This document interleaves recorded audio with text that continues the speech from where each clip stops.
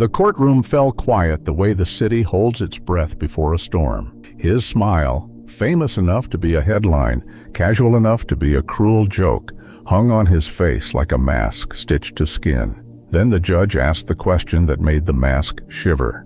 Did you kill him to save us, or did you kill him because you enjoyed it? For the first time in years, the laugh in his throat dissolved into something raw and human. The microphones leaned forward, cameras forgot to blink. He blinked back, and the smile that had once been armor loosened at the edges, just enough for a crack to show the thing beneath. What he revealed next would not only silence the court, it would rewrite the story everyone thought they knew. He sat like an old wound made flesh, small, steady, and impossible to ignore. For a long moment, he let the judge's words hang in the air, watched them catch like cold on the faces of jurors and journalists and the thin men in dark suits who pretended to be surprised. Then he leaned forward, the smile thinning into a map of something weary and precise. "You ask if I enjoyed it," he said quietly, each word a loaded coin. "What you mean is, did I find joy in tearing off the bandage from a wound that had been stitched wrong for generations?" The courtroom listened like a city that had learned to hold its breath. He didn't deny the pain, he offered the reason for it. He spoke of a daughter who stopped answering calls, of a mother whose complaints were swallowed by forms and polite nods, of charity dinners where children's names were listed as dedication and never as people. He spoke of laughter as armor, and then as a tool, how he used it to get past polite doors, to unsettle the comfortable, to make secrets stumble into the light. Every sentence was a small incision. The audience flinched as he peeled back the polite skin of the city to reveal rot. "People like to think monsters are obvious," he said. "They want monsters to wear horns and scream. They pay for that certainty. But the real monsters wear suits. They teach children rhymes about fairness while counting the silence their decisions buy." He named no documents, no devices. He didn't have to.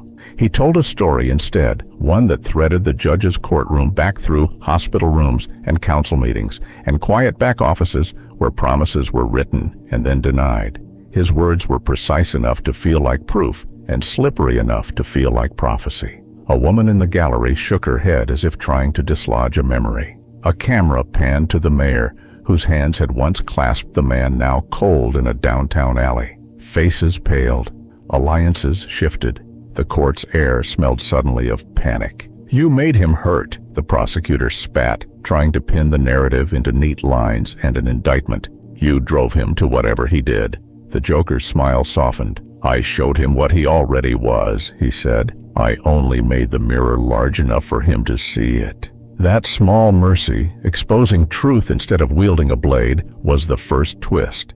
People expected a confession or a gory admission. Instead, he claimed moral authorship without the theatrics of murder. He argued that ruin, when charcoalized and public, can be more punishable than any sentence. Reputations burned where they stood, doors closed, money rerouted, a life collapsed under the weight of its own denials. "Justice," he said, "isn't always neat.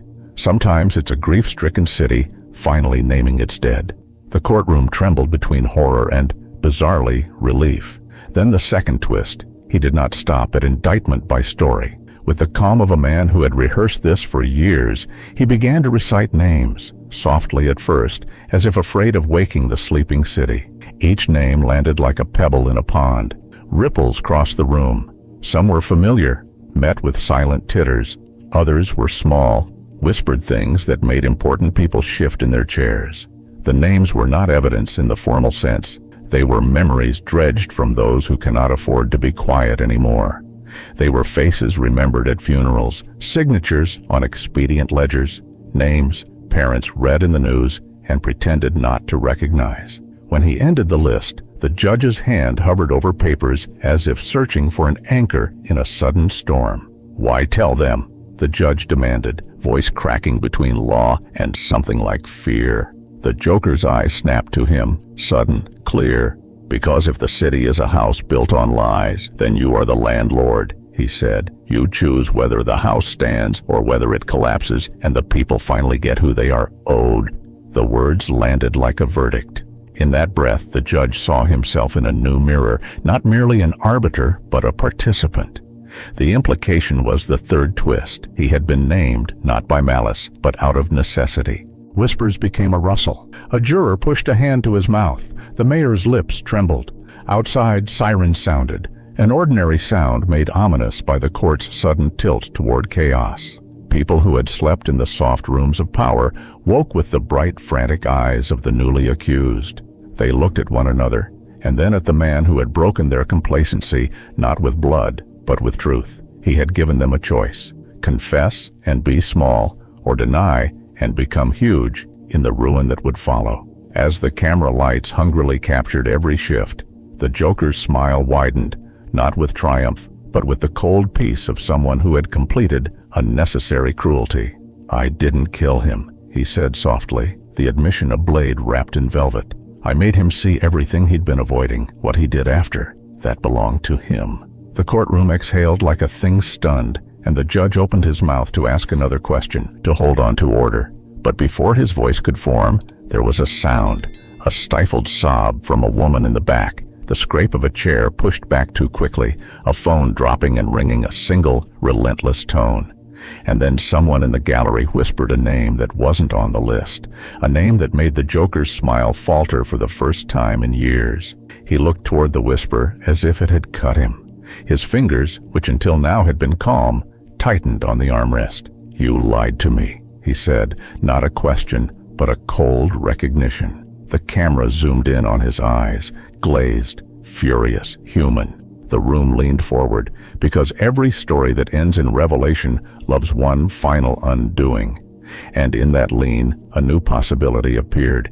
If his list had been incomplete, then someone else still walked free. Someone with a fresher shadow. The Joker's breath fogged the charged air. "Then, perhaps," he murmured, "we keep looking." He followed the whisper with the careful cruelty of a gambler reading a table. It was a single syllable, soft, a ghost of a name, but it landed with the weight of a thrown stone.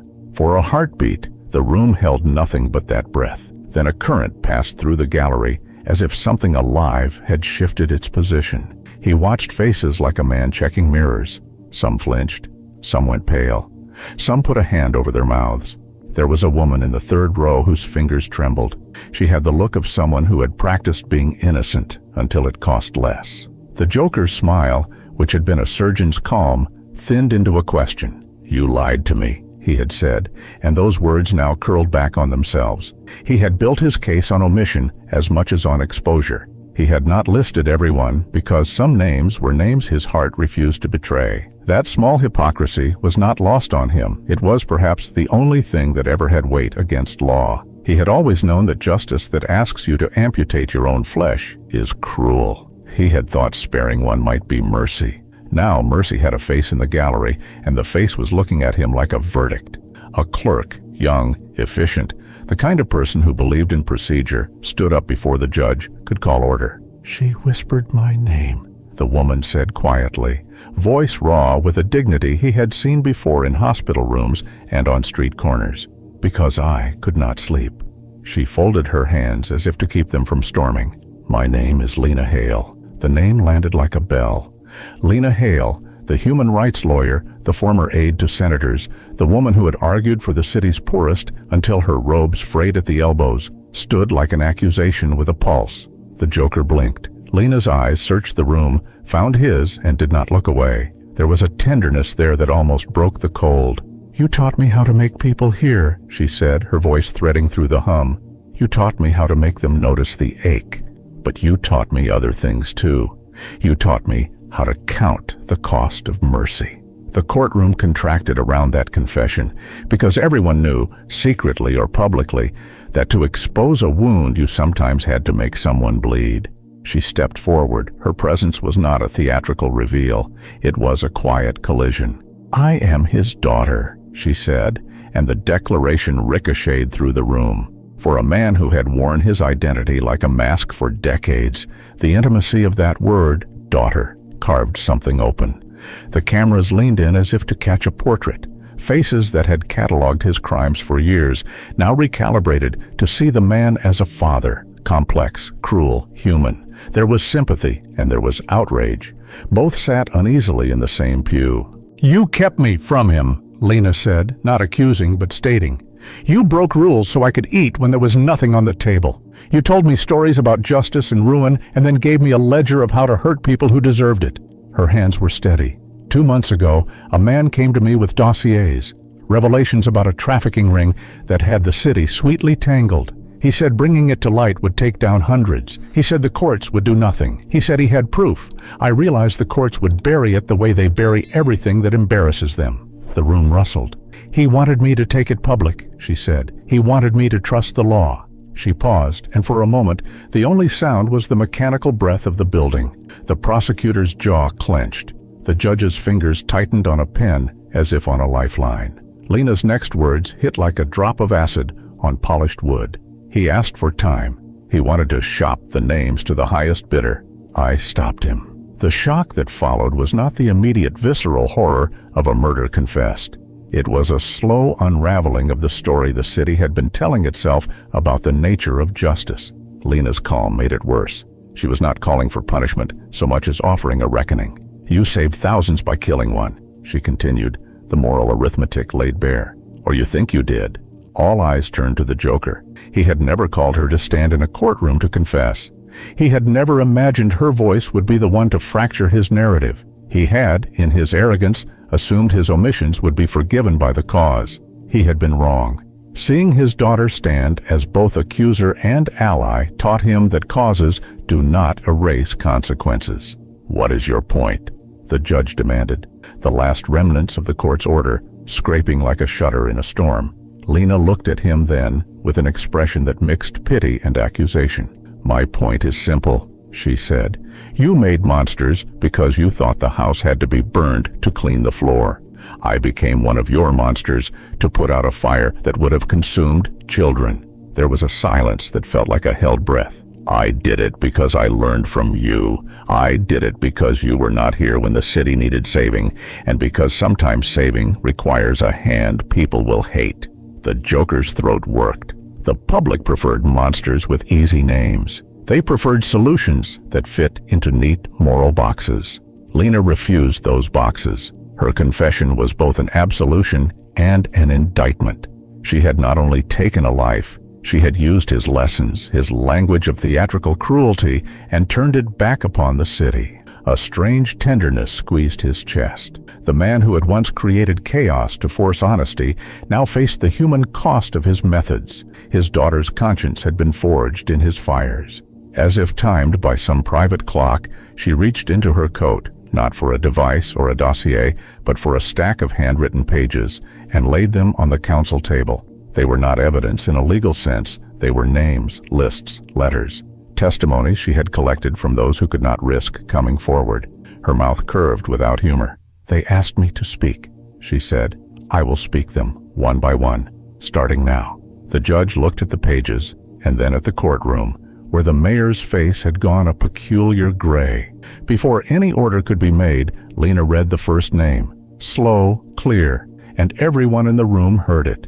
The judge's face folded as if someone had stripped him naked in front of God. Somewhere in the press gallery, a phone began to stutter with the first of many notifications, and the cameras, hungry for narrative, rolled on. The Joker's smile vanished like a light snuffed. He had wanted truth to land like a scalpel. Instead, it had become a wrecking ball aimed at a new ruin. He looked at his daughter, at the woman he had made and who had made him in turn, and realized the next move would not be his alone. And as the courtroom drowned in names it could no longer ignore, one truth remained painfully clear. Justice doesn't always wear a cape or carry a verdict. Sometimes it smiles, sometimes it breaks, and sometimes it costs the people we love the most. If this story made you question who the real villain is, then the Joker's work is already done.